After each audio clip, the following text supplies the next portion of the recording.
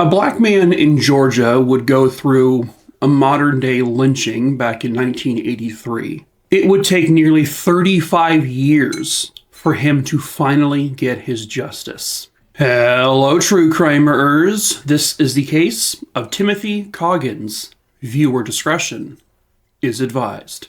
Timothy Wayne Coggins was born on August 29th, 1960. I don't have a ton of background information on him, unfortunately, but he was one of 8 siblings. He was kind of, I guess, in the middle of the group. And the family lived in Griffin, Georgia. The Coggins family was like a super tight-knit, very close, very loving family. Tim's siblings would describe him as basically like the best brother anyone could possibly ask for. He was closest with one of his sisters who was just a couple years younger than him. Her name was Talissa. I guess Tim took her under his wing, and he basically just sort of showed her the ropes of life. He taught her how to ride a bike. He taught her all the best and safest ways to walk home from certain locations. When Talissa was 18, she got pregnant, she had a baby, and Tim was the very first person to meet the new baby, and he was so excited to be an uncle. Tim was also someone who loved to party. He was a very outgoing individual, very full of life. Nothing ever seemed to get him down. He loved to dance and just let loose, and he didn't care who saw him do it. In public, basically it said that Tim never knew a stranger. He always would just talk to anyone, even if he had never met them before, and it was like they had known each other forever. And he just always seemed to have a giant smile on his face. Now, this is the early 80s, and in this particular part of Georgia, it was not exactly safe to be a black person. And in this part of Georgia, God forbid a black man try to dance with or even possibly date a white woman. That you couldn't do that.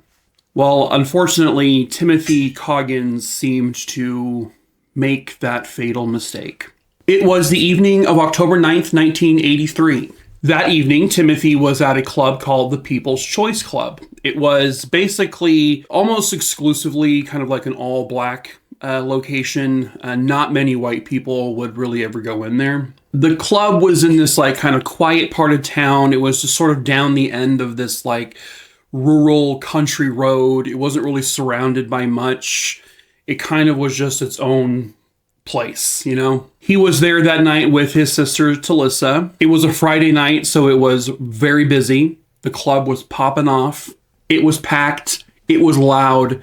Everyone was dancing, laughing, drinking, having a great time. Timothy, of course, was out on the dance floor where he felt the most free, and he was just having the time of his life. That night and other nights in recent months leading up to this, Tim was seen on the dance floor dancing with a particular white woman. There were rumors, I guess, that perhaps the two of them were dating, kind of, but that part's kind of unclear.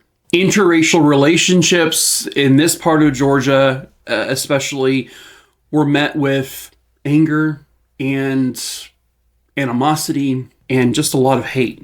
There was actually still a very active Klan chapter in this part of Georgia. This group would still have Klan rallies. They would have their meetings. They would be out in public, roaming the streets. They would still burn crosses. They would still do all that evil shit.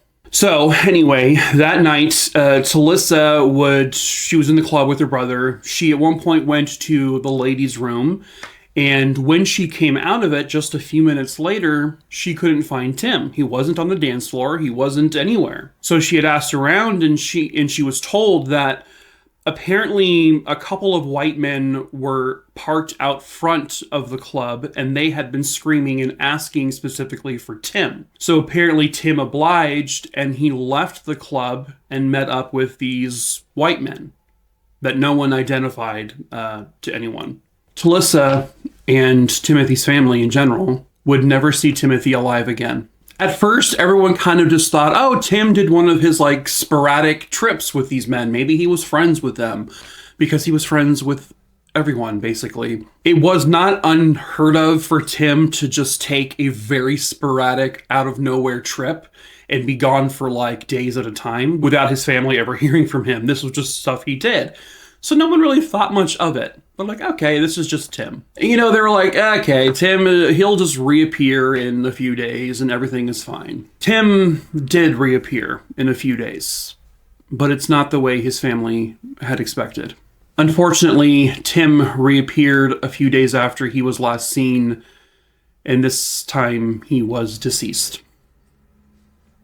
Approximately 36 hours after he was seen at the club leaving, two hunters were hunting in the woods just off of, I guess, a road called Minter Road. And this was near like a trailer park, kind of like literally just a few hundred yards away. So these two hunters found the body of a black male.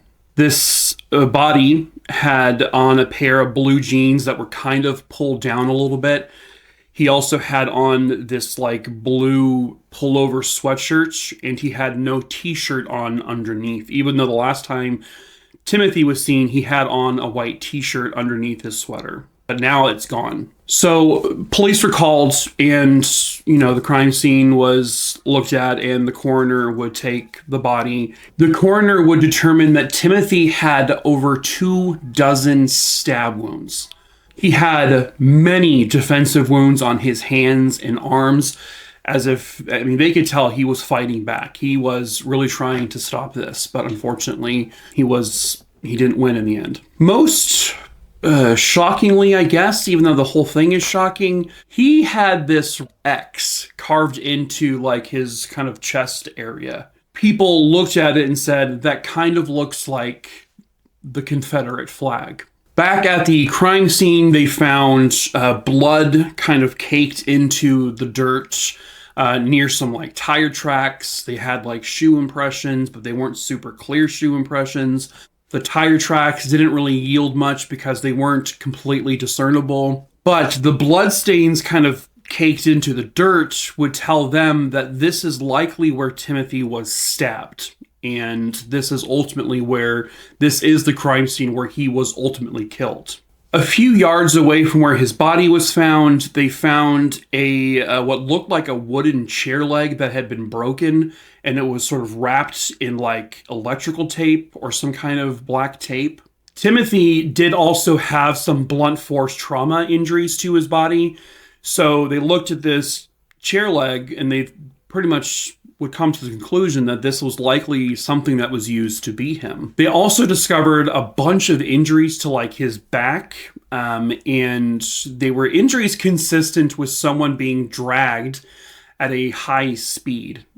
So what they would determine was that he was likely chained or tied to the back of a vehicle, and he was dragged for some time. The coroner determined that his cause of death was from blood loss, which means that when he was stabbed and basically left there in the woods, Timothy was still alive. He endured all of the beating, the stabbing, being dragged down a road for God knows how long, and he was then just left to die in a cold, open field, and he suffered. He was in pain for, they don't really even know how long, until he finally died from blood loss.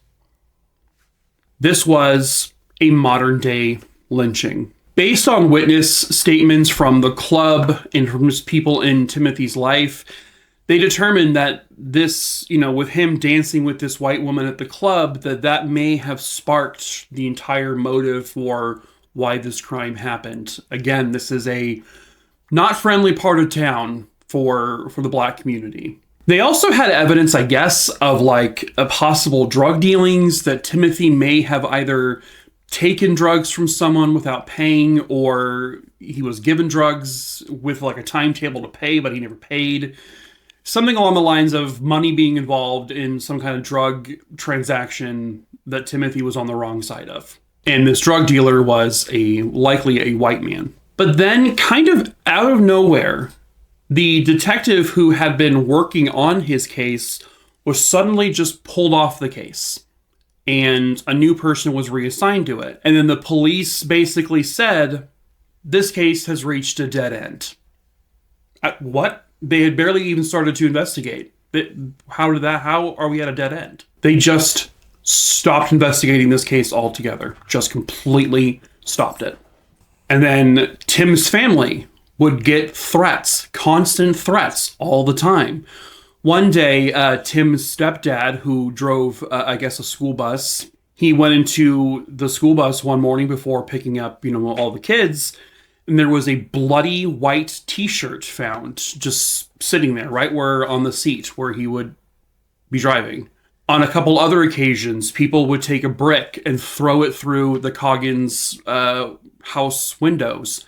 And tied to those bricks were notes that said, "You're next." One day, and I hate to even mention this, but it needs to be said because of the brutality of all of this and to understand how severe this was. One day, the family found a decapitated dog in their house. All of this told the family exactly what they suspected and feared the whole time. This was a racially motivated crime. Now they are getting threats from the white community, basically saying, you stop looking into this or else. It also told the family that police stopped investigating this case because, Tim's a black man and who cares? And then Timothy Coggins' case just faded away. It just faded into a dark corner in a box and just collected dust and sat there and just disappeared.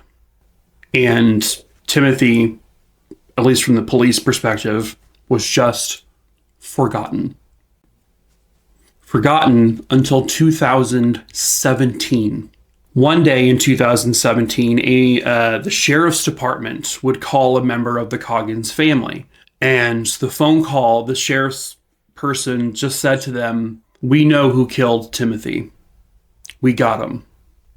Came to a complete shock to Timothy's family because they didn't even know that they were even actively investigating this anymore.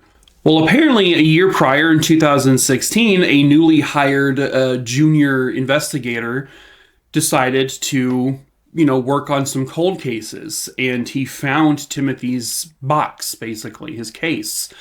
And he decided, I'm going to solve this. I'm going to figure this out. And apparently all of the people who had been working on this case back in 1983, most of them were either retired or dead. In 2016, when the new investigator opened the case, the box, there wasn't really much. The investigator was kind of shocked, I guess, by the lack of things in this box. He did notice that, in the police records, that there was two men who police had, talked to or had been told about. A man named Frankie Gebhardt and his brother-in-law, William Bill Moore. They were two white men who lived in the trailer park that was just a few hundred yards away from where Timothy's body was found. Frankie Gebhardt came up in conversation a lot in terms of people kind of pointing the finger at him. But police only interviewed him one time, and it was for a very brief time. And then there was absolutely no records of them ever interviewing him ever again, or them ever doing any digging into him or his life whatsoever. Bill Moore, they didn't even bring in for an interview. They did have, a paper with Frankie's alibi on it, but then there was a whole bunch of holes in his alibi that it either didn't make sense or that he was lying about it, but police never looked into it back in 1983. Then this investigator found out that a man named Christopher Vaughn, who back when this happened was only a 10-year-old boy, well, I guess he was now in jail at the time of this case being reopened. He wrote investigators, now in the 2000s, close to 2016, with notes and letters that basically said, listen, I I have information on the Timothy Coggins case. I know who did this. And he had tried to tell police over the years back then, but they just ignored him, or they just brushed him aside and said, just go away, kid, basically. But now this investigator he talks to Christopher. Christopher says that back then, because Christopher was he was in the group of hunters that actually discovered Timothy's body. But then days after the body was found, this 10-year-old kid who was around this circle of men who lived in this trailer park, he said that Frankie Gebhardt confessed and admitted to killing Timothy, not just once, but many times. He even said that Frankie admitted to throwing the murder weapon, the actual knife, because it was never found back then, and other items that belonged to Timothy down a well that was on Frankie's property. And as the years go by, Frankie Gebhardt, in earshot or either directly to Christopher, just kept talking about it, bragging about it, that he did it, that he just kept confessing. And every time Christopher kept trying to go to police, they would just say, go away. And it was unbelievable because as this new investigator is now hearing this information directly from Christopher, he's looking in the box of evidence, he's looking through the files, and there is nothing about this. So police back now in 2016, they try to interview both of these men. When Bill Moore is brought in for questioning, this man says, I've never even heard of the murder. Nope, never heard of it ever in my life. Don't even know who Timothy Coggins is, even though he definitely lived in the trailer park where the body had been found a couple hundred yards away. He was an active member of that community. And now he's saying he never even heard of it, which is obviously bullshit.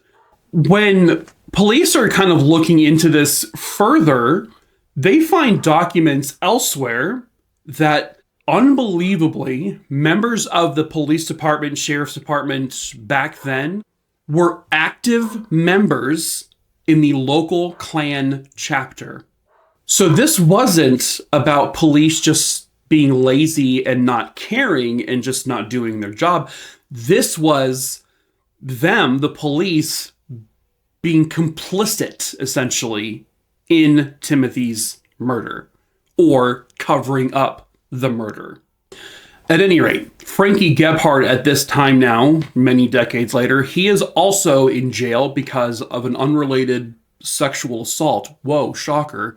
When he sat down with police, he just said, I don't know a damn thing about it. Don't know anything about him. Don't know who he is. Never heard of him. Never heard of the crime. Don't know anything.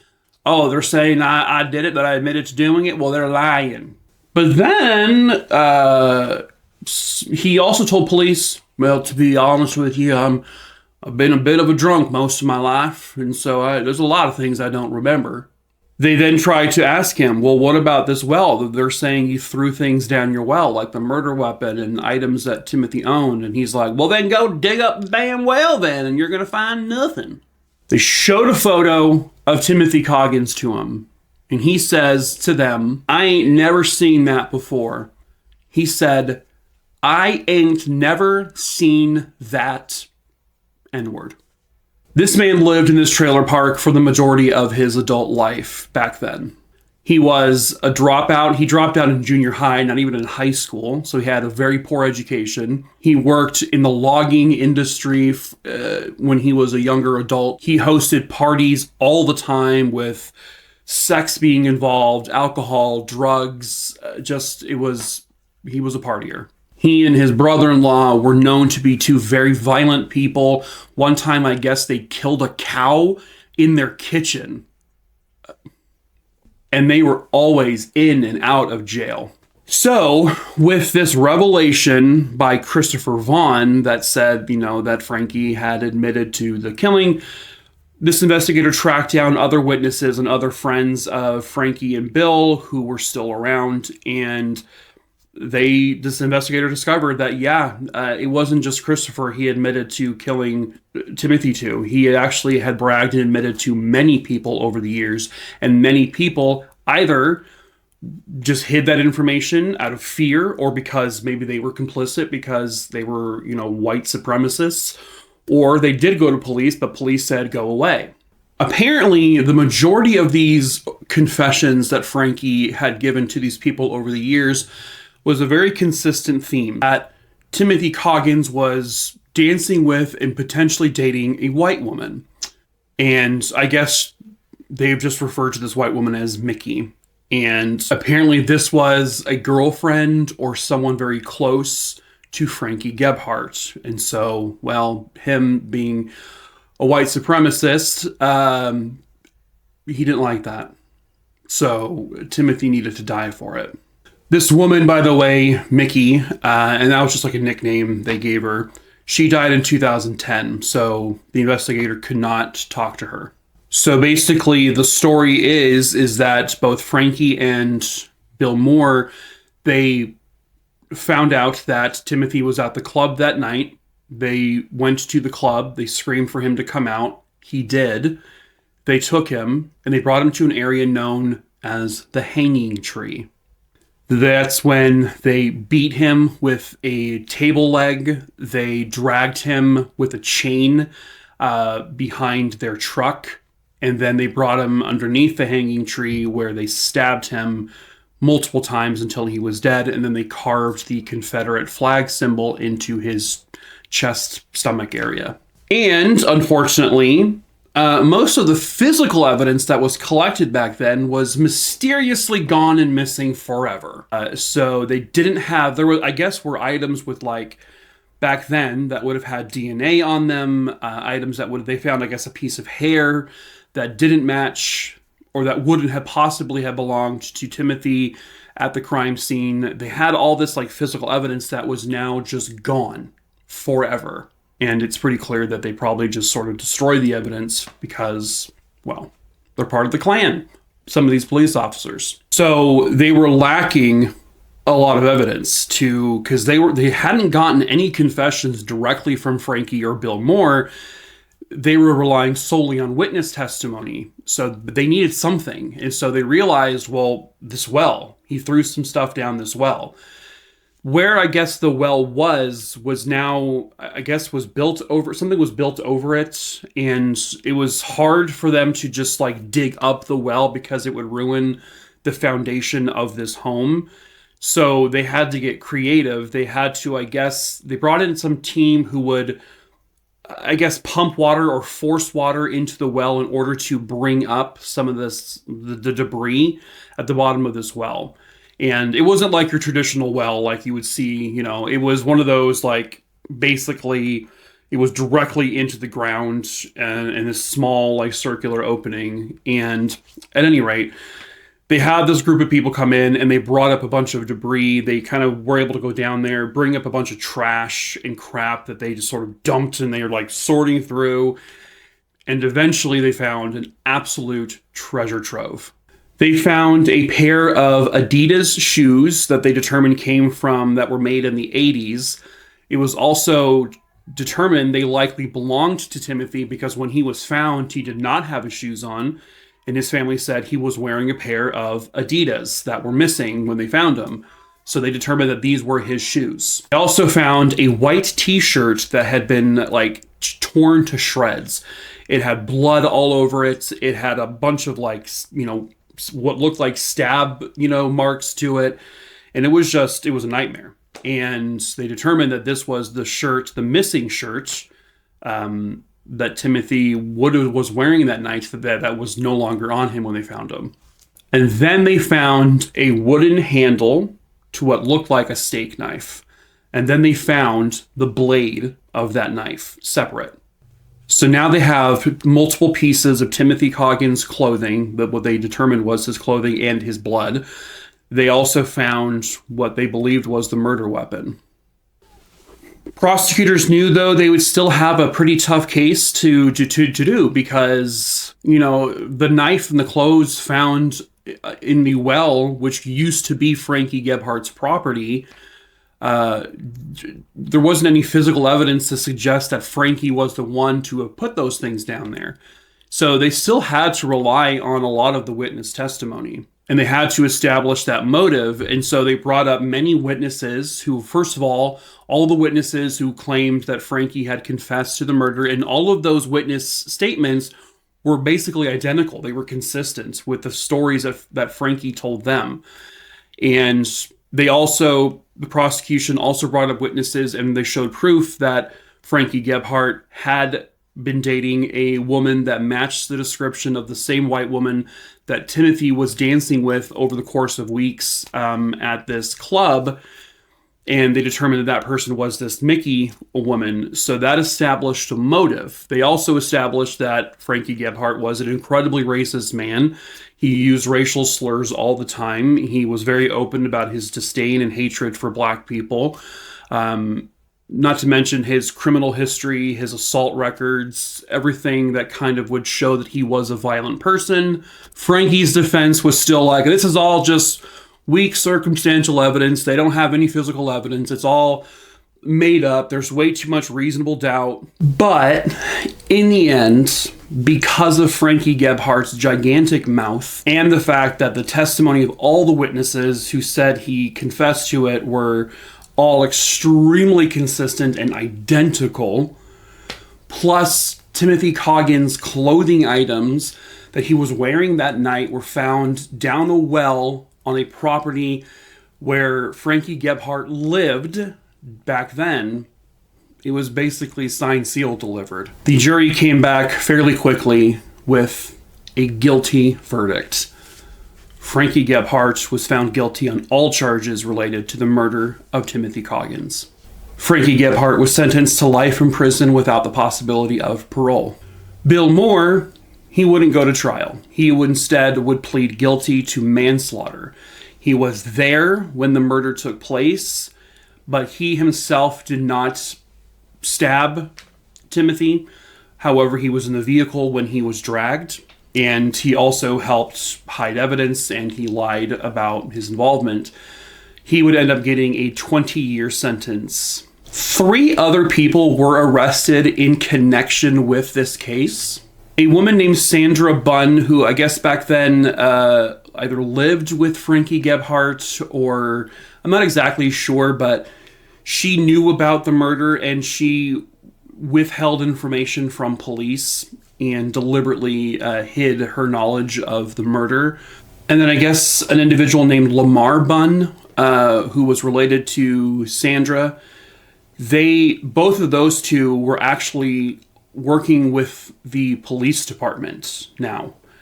And Lamar Bunn, I think I don't even think he was alive. He wasn't even around then.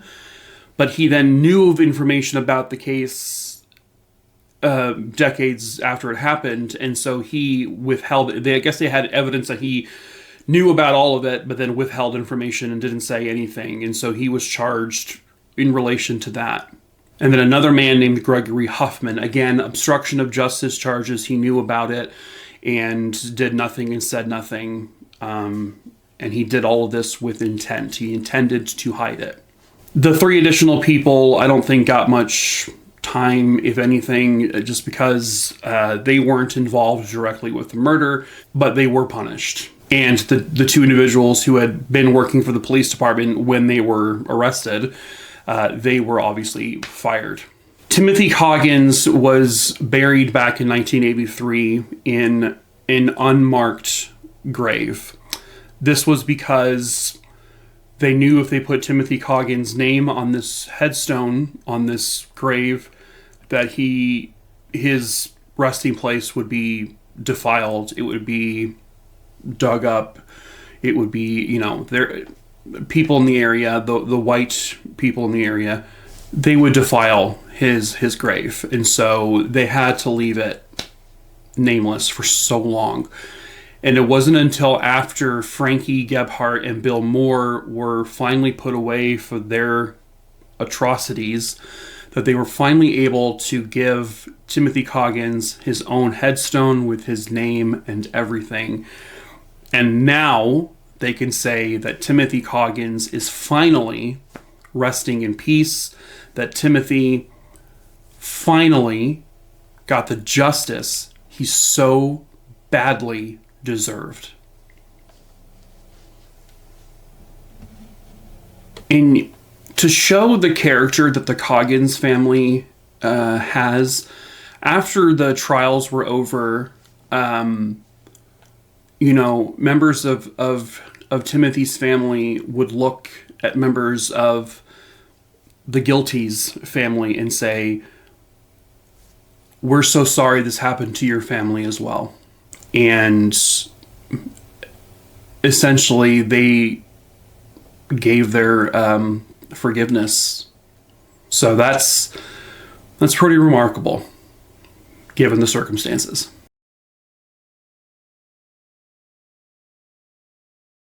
Hello, true crimerers. This is the case of David Bell. Viewer discretion is advised. So this is a case where I don't really have a lot of information. I cannot find the victim's obituary or find a grave page, and there's just very little info on him. But this case occurred about 27 or so years ago, and it happened in a little town called Crisfield, Maryland. The information I do know about Mr. David Bell, I do know that he was a very devoted husband and an incredibly loving father. I know for a fact he had one daughter. I think he may have 3 total children just based on an image or a photo that I can find. David was also a veteran. He actually fought in World War II. At this point in the case, he is about 69 years old, and he had been visiting Crisfield, Maryland a lot. So at this point in his life, he is finding old homes. He's renovating them, and he is then renting them out to people. He had this desire to do something good for the community. And what he was doing was he was turning these homes and renovating them, but turning them into a boarding house. He absolutely, according to his daughter, he fell in love with Crisfield, Maryland. He absolutely adored this area. It's not where he lived on a permanent basis. The issue, though, according to detectives and his family, is that David was not doing background checks on any of the people he was renting out to. His goal was to just house people that needed homes, and he wasn't doing much research into who they may have been. He didn't know if these people may have been criminals or had substance abuse issues, if they had been wanted felons or had previous convictions. He just opened these doors to literally anyone. And while there is something to appreciate about that his goal was to just help people, help the community, and help as many people as he could, there is also the other side where you are taking a risk because you're just letting anyone into these places, and you are showing these places by yourself to people who may be seedy characters. He was just all about giving everybody a chance. That was it. And it's a wonderful quality in a person, and that says a lot about him. But his daughter would say that she and her mom were really concerned about how he was doing this process. They were concerned about the kinds of people he would be renting to, and they would ask him do you feel safe? Are you safe doing this? And he always responded with, yeah, I'm fine. Everything is good. So in February of 1997, he travels back to Crisfield, and, before he leaves, he says, goodbye and I love you to his wife and his kids. And that was the last time they would ever see him. David had, phone numbers that he could be reached at while in Crisfield, and he wasn't answering any calls that were being made to him by his wife or his daughter. They were repeatedly trying to call him over the course of a week and a half to 2 weeks, and they got nothing. And they just felt in their core that something was wrong here. Something happened to him. So what they did was they contacted the Crisfield Police Department to say, can you please go do a welfare check on David Bell? So police arrived to the location where David was staying. I believe it was in one of the homes he was in the process of renovating. When police arrived, his vehicle was parked in the driveway. There was no outward signs of any kind of trouble or anything had gone wrong. No signs of a struggle, no broken windows, kicked in doors, nothing like that. Again, it is in the middle of being renovated, so because of the renovation, there may have been some easy points of entry. So it was February 25th, 1997. Police arrive, they see the car, they don't see anything wrong on the outside, but They are able to call a locksmith because they knocked on the door. Nobody was answering. They couldn't see him through the windows. And so a locksmith came and opened the door, and they found David Bell. There was blood everywhere, and David had been stabbed numerous times, and his throat had been slashed all the way through. It was described by police as a absolutely horrific scene.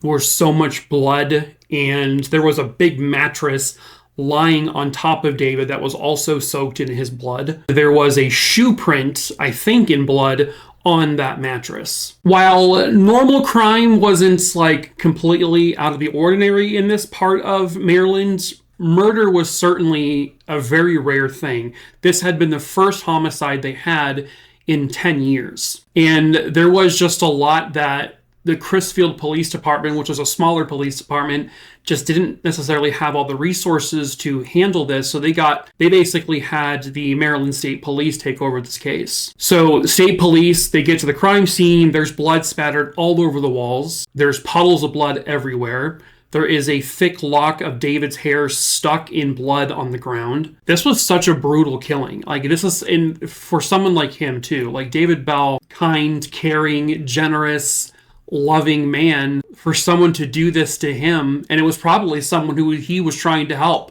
I mean, if we're being real here, he probably let someone in that he thought, I'm doing something good for, and that person took advantage of it. His daughter said that David was a hero. He was a real hero. He was all about helping people, but sometimes, or in this case, it probably, his generosity and kindness may have led to his murder. In 1997, there really wasn't cameras anywhere on people's homes, so they didn't have that. DNA technology was there, but it wasn't as prominent as it is now. The shoe impression, while good evidence, they needed someone to match it to.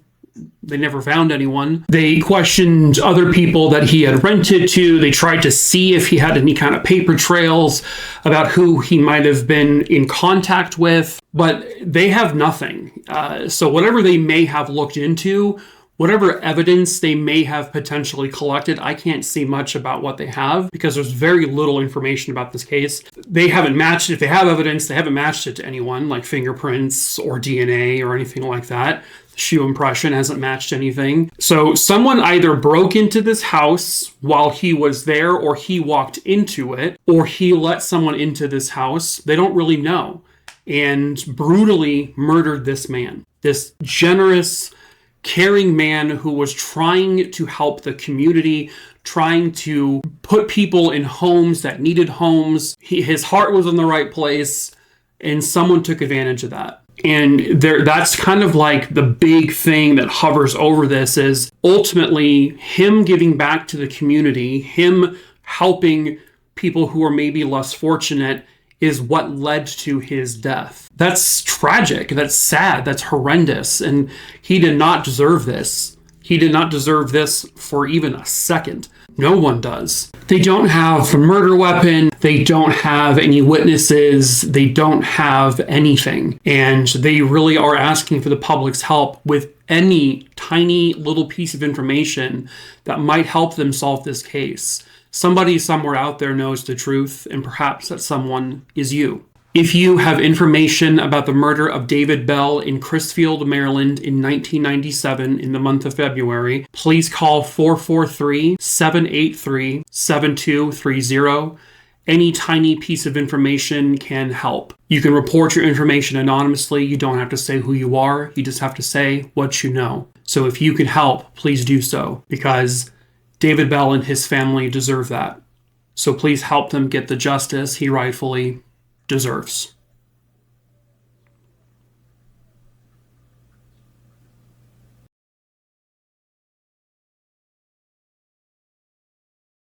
There may have been a witness to the murder, but that witness will never be able to tell their story. Hello, true crimerers. This is the case of Kirsty Bentley. Viewer discretion is advised. Kirsty Marianne Bentley, she was born on January 18th, 1983. She had a brother, and at the time this case occurred, they were all living together. Eventually, her parents would divorce. Kirsty, growing up, was described as a really kind and very caring young girl. Her and her father, Sid, had a really close relationship when she was younger. He doted on her all the time, But as she got older, they seemed to kind of like separate, getting into her teenage years especially. It got to a point where Sid was drinking more and more alcohol, and eventually he became, an addict. And it's believed that, his alcohol use had led to a fracture in his relationship with his kids. He would have outbursts and, yell at the kids from time to time, but he never physically harmed the kids or his wife. Kirsty in school seemed to struggle with her grades from time to time,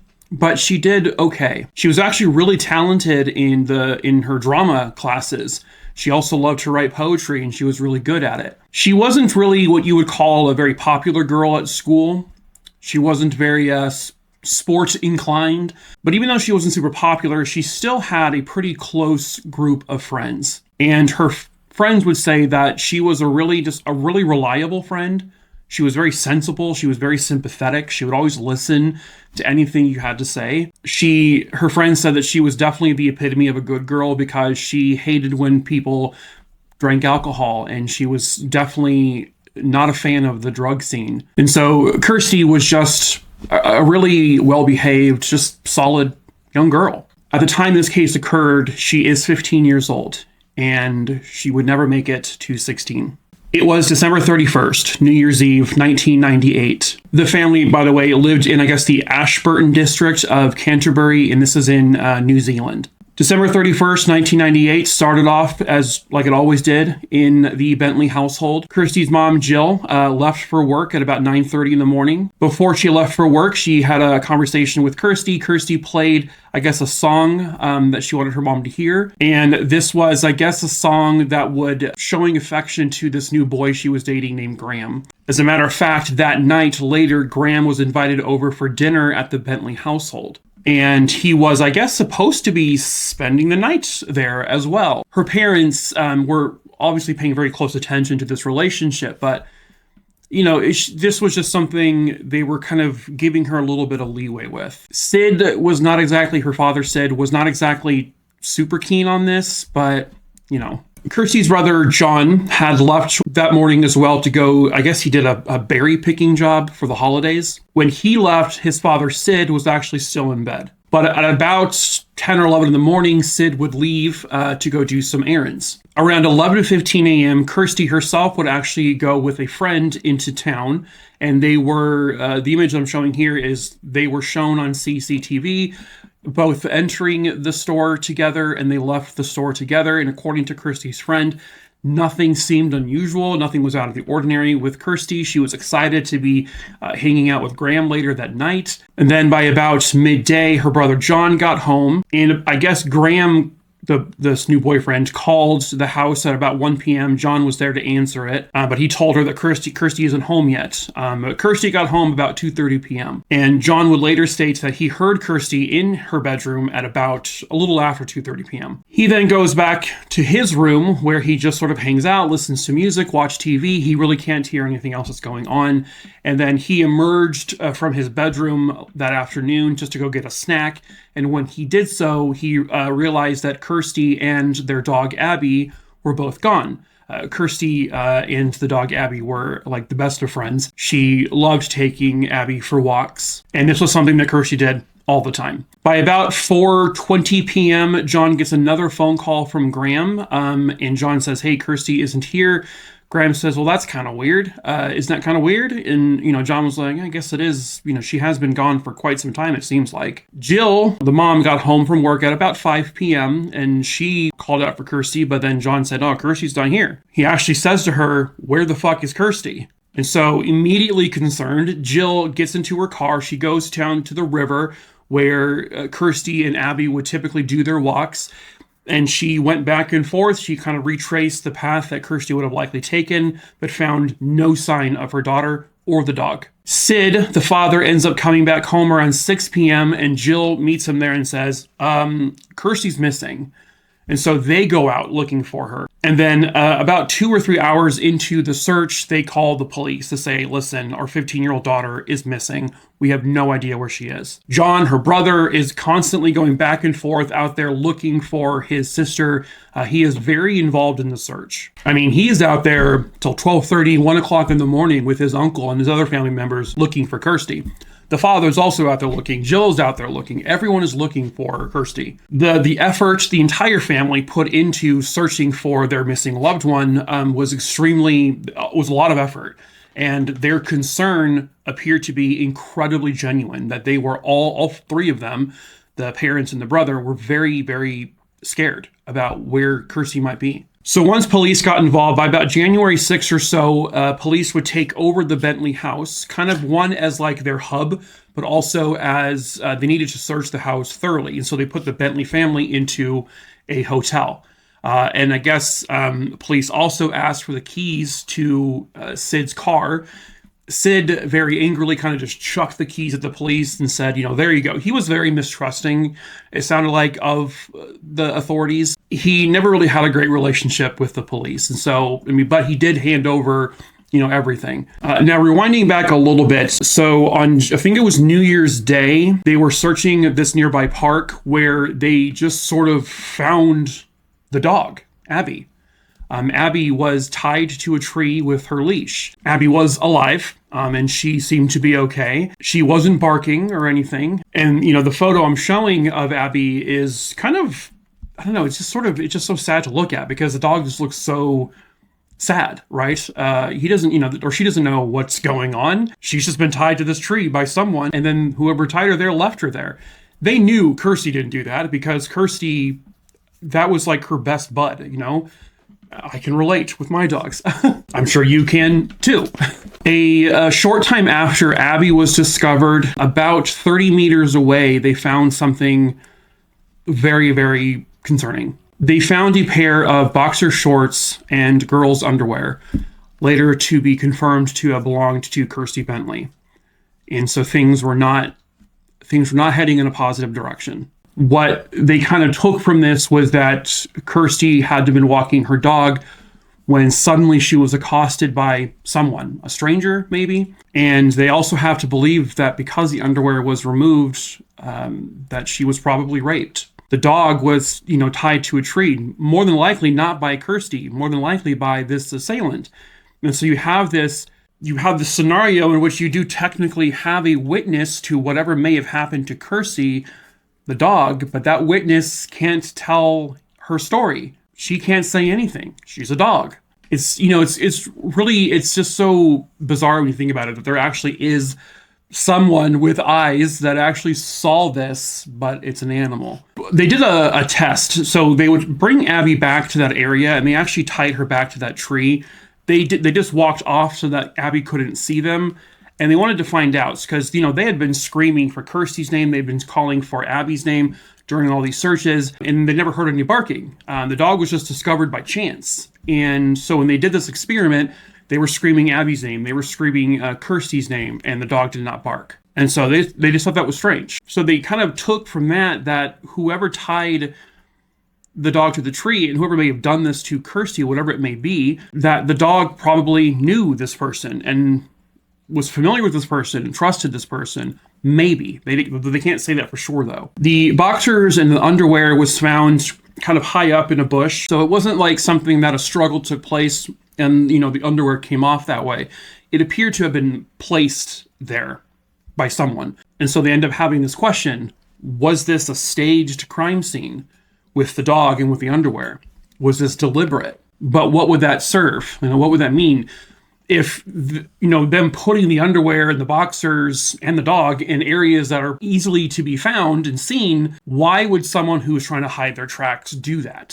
So they were kind of like, what is this? What happened here? Because if it was someone that Kirsty knew and the dog knew and trusted, that would indicate it was someone in her family or possibly a friend. And so why would that family or friend put this evidence where people will find it? It didn't make any sense. Suspects began to sort of come into focus. First suspect they had, I guess, was a man named Barry Hepburn. This was a man who was known to walk his dog along that same river trail that Kirsty walked Abby. He was an adult, but I guess he had disabilities where he had the mindset of a young teenager. He didn't show up for work on New Year's Day, the day after Kirsty would have disappeared. And the next time he was seen, apparently people said he was uncharacteristically washed and very clean shaven. but they never found any evidence linking him to whatever may have happened to Kirsty. There was another man named Charlie Smith. I guess he had, after this would have happened, he had repainted his Ford Falcon car, and he allegedly was boasting to people or bragging to people that he was involved in Kirsty's death.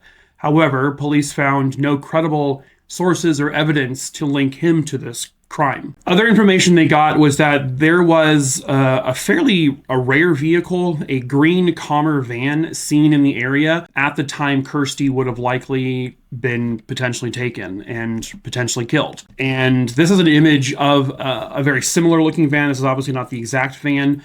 They put a lot of time into trying to find this van. Police did, and their search came up with nothing. And then 47-year-old Sid and 19-year-old John, Kirsty's father and brother respectively, became suspects as well. Sid had changed his story with his alibi on numerous occasions. Sid would say that he was in Christchurch at the time, and he then also said he was in Littleton at the time that Kirsty went out for a walk. But then later he comes back and says that, well, I had a really bad migraine that day. I hit my head on something and I don't remember where I was. And so unfortunately, Sid became not only a suspect by police, but he also became officially a suspect by the public. And later down the road, police would actually find receipts and solid proof that Sid was actually in Christchurch when all this would have happened. He was not anywhere near where it happened, and whatever may have happened. And so they would later say, okay, we know he's not the guy who did this. Or at least we're fairly confident he was not the one. In terms of John, he admittedly was home when this happened, so his alibi was just him by himself. And so when they investigated the Bentley household, they searched it top to bottom. They used luminol. They tried to look for anything that they could find. They found no signs of a crime scene. There was no blood or anything like that. And even though John was technically by himself when this happened, they eventually down the road were able to also rule him out and say he had nothing to do with this. It was January 17th, 1999, just a day or so before what would have been Kirsty Bentley's 16th birthday. A couple of men who were cannabis growers were in the Camp Gully area, about 40 kilometers away from where Kirsty lived. They found a badly decomposed human body. The body was in a patch of overgrown bushes and grass. There were twigs and stuff placed over the body. The body would soon be identified as 15-year-old Kirsty Bentley. The body was in what they described as a fetal position, and it appeared to people that the body was placed with care, if you will. That she wasn't just thrown down a hill or something and just dumped. That someone took time and care to put her where she was. Kirsty was wearing the clothes she was last seen wearing, except for the boxers and the underwear. They determined that Kirsty had been killed by blunt force trauma, especially or in particular to the back of her head. The blows were so forceful that her skull literally cracked and fractured. The pathologist said that Kirsty's time of death was sometime between 3:30 p.m. and about 5:30 p.m. on the day she disappeared. So she was killed when she was on that walk. Unfortunately, because of the state of decomposition, they were not able to confirm with certainty that Kirsty had been raped, but the fact that they found the underwear and her boxer shorts would indicate that this was likely a rape scene as well. Because she was found near a cannabis growing field, which was not exactly a legal thing, they were concerned that they weren't going to get many witnesses to come forward. They also didn't know if potentially the cannabis growers in the area were responsible. Did Kirsty walk into something she wasn't supposed to see? They just, they didn't know. And so they're like, who would do this to a young girl? The family itself, the Bentley family, was far from perfect, I guess you could say.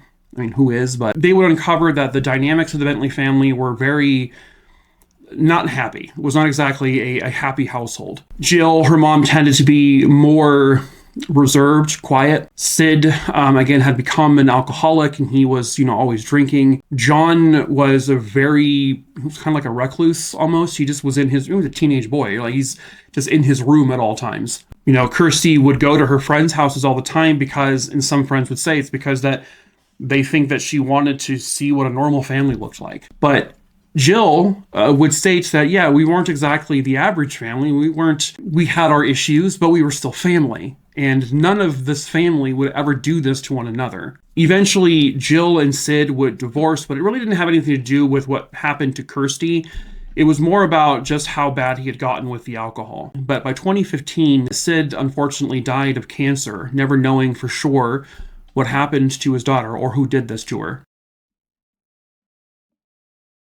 But Jill and John are still alive out there, and they are still wanting to know who did this. Were police ever able to find any witnesses? Yes and no. For example, they do have the story that Kirsty and her friend Leanne had been shopping, and they found the CCTV footage of them coming into the store, leaving the store. No one seemed to be following them. They were able to confirm that Kirsty was home at 2:38 p.m. because she actually made a phone call to Graham's house. And based on that, they were able to determine that Kirsty had taken Abby out at about 3 p.m. And then the coroner again determined that the time of death was between 3:30 and 5:30 p.m. So she was literally just 30 minutes to 2 hours away from her death. There were other people, like one of her close friends saw her walking. There were other people who stated that they saw Kirsty walking with Abby. Nothing seemed unusual. Other people said they saw that particular van that I had mentioned earlier in the area where Kirsty would eventually be found. People had said they'd seen sightings of the car Sid drove in the area. However, again, they were able to determine he was not there in that area when this happened. And all of these sightings of Kirsty before this murder took place seemed to indicate that she was alone, that she wasn't being followed. No one seemed to be right behind her. And it's just, they've never found any, or at least the police haven't said publicly, they haven't found any evidence or anything that would link a person to this crime. There was a theory that her brother John may have done this, and that Sid helped dispose of the body. So like Sid comes home, he finds that John has killed his sister, and then the two of them, go to wherever they went to dispose of her body. But this theory says that they carefully hid the body in an area that would have not been easy to find. And so that then goes back to the question of, well, then why would they leave the underwear and boxer shorts out in the open? Why would they leave the dog tied to a tree out in the open? Why didn't they just let the dog run free? Why didn't they kill the dog? If this was family members who were going to kill their own loved one, they're his daughter or his brother, sister, how would they wouldn't care about killing a dog. But this would also, the police, the structure of how they determined where Sid was in Christchurch, they could say with certainty that he would not have been able to get back to that house before Kirsty would have gone out for her walk. And there were witnesses who saw Kirsty on that walk with her dog. So they know that she wasn't killed inside the house. People saw her, and the dog was tied to a tree nearby where the walk was. So whatever happened to her happened while she was out there, not in the home. Unless, of course, that you're in the opinion that the crime scene was staged with the underwear and the dog. But again, why would family members make that obvious? Jill would defend her now ex-husband and her son John. She says there's no way John would cover for Sid. There's no way Sid would cover for John. If one of them had done something to Kirsty, they would have been gung-ho about it. Like, no, we're taking you down. Even though you're my family, we're taking you down. At the end of all of this, this was a very high-profile, very gigantic case in New Zealand. This case had the eyes of the entire country, and a lot of people speculated that it had something to do with the illegal activity in the area, such as the cannabis growing, that Kirsty may have stumbled into something she wasn't supposed to see, and she was killed for it. But then, why would they kill the dog? That's the other thing. Why wouldn't they release the dog and why would they tie him to a tree? Nobody knows why that happened. Why the dog was tied to a tree. Was that because they couldn't physically kill the dog? And so they thought maybe if the dog was just tied to a tree, it would eventually starve to death or die of dehydration, and they weren't directly involved in killing it? Maybe. I mean, I know people, obviously, there are people who care more about animal life than they do about human life. And so there is that sick, twisted side of, well, I'll easily kill a human, but I'm not going to kill a dog. In 2017, police in New Zealand, or I should say the media, said that a man named Russell John Tully was considered a potential suspect. This was, I guess, a local in that area who had previously murdered 2 staff members at the Ashburton Work and Income Office in 2014. Russell John Tully was someone who camped in the area where Kirsty's body was found. He camped there on the regular. He knew the area. Tully would deny having anything to do with what happened to Kirsty.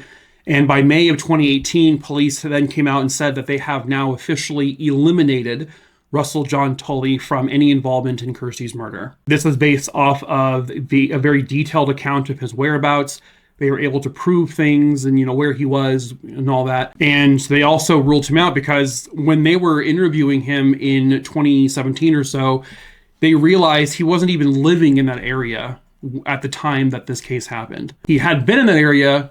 He knew it well. He had been, he had camped there all the time. But when Kirsty vanished, he was not living in that area. An unnamed person had come forward to police in 2015 that stated that this woman came forward and said that her ex-boyfriend had admitted to being involved in Kirsty's murder. And this guy apparently was a suspect originally in the investigation at the very beginning of it. He had been interviewed by police, but they've never charged him. And police in 2015 still had no evidence to actually connect this guy to the murder as well. By late 2018, this is after Russell John Tully had been cleared, that they announced that they were hopeful that advancements in DNA technology, especially when it came to crime investigation, because of how advanced it is, they were hoping that they could take all the evidence they had collected, the underwear, the boxer shorts, anything found with her remains, the dog's leash and collar, because there could have been touch DNA or something like that on the leash. They were hopeful that they're going to be able to get some kind of evidence from those pieces of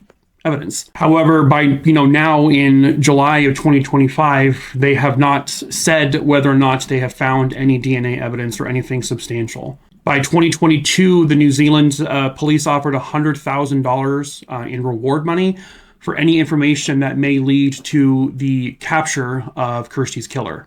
And that is where we are at. The murder of Kirsty Bentley has remained unsolved. You have a family that was dismantled. 2 people in that family were treated as suspects, their lives forever scorched by the accusations, not only from the police, but also from the public. You have a young girl who was likely raped and murdered brutally. She had her skull caved in, and all she was guilty of was going for a walk with her dog. Someone, somewhere out there, has got to know the truth about what happened to Kirsty Bentley on that walking trail. Perhaps that someone is you. If you have any information on her murder, you are asked to please contact the local authorities there in New Zealand. I'm sure you can remain anonymous if you need to. Kirsty and her family deserve the answer. They deserve to know who did this. And if that person is still alive, that person deserves to go to prison, or at least go to trial and hopefully be found guilty and then go to prison. So please help Kirsty and her family get the justice they all very rightfully deserve.